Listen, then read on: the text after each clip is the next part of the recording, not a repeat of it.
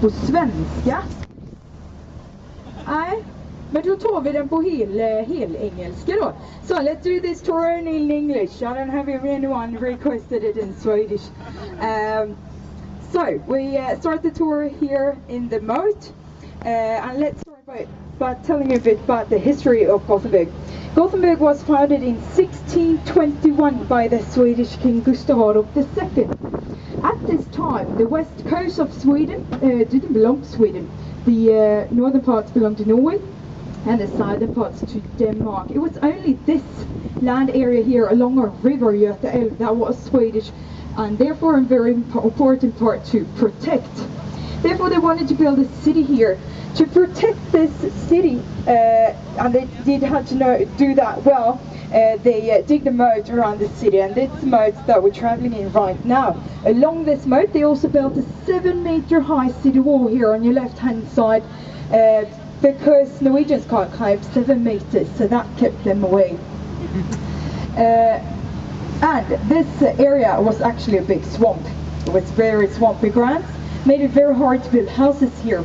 Therefore they invited Dutch construction workers and Dutch engineers to help them build the city, because they were used to similar conditions from back home. They're very good at building canals and canal systems, so Gothenburg was crisscrossed by a canal system as a sort of drainage. The street here on the left hand side is called the Great New Street, and the building here you can see have actually got the number 17.5. This is because this street was started to build in both ends of the street, so they started to build a house in both ends. When they met at the middle, they realized they built 2 houses, but there were only 1 number left.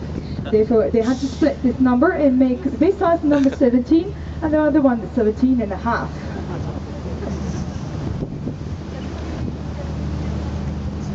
Here on the right hand side we got a beautiful park called the Garden Association, or in Swedish Trädgårdsföreningen.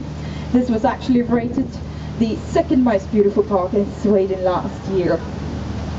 In here you find, for example, the big palm tree house. That's the glass building that you can see here behind the trees.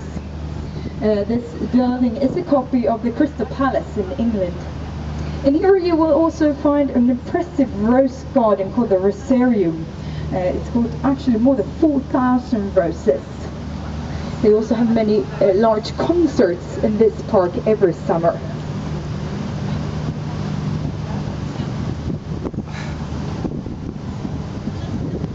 So we're going to pass under, I believe it's 19 bridges on this tour. And here comes the second one. It's called the Lock Bridge. Behind the Lock Bridge you can now see a building which is a central station, a railway station built in 1855.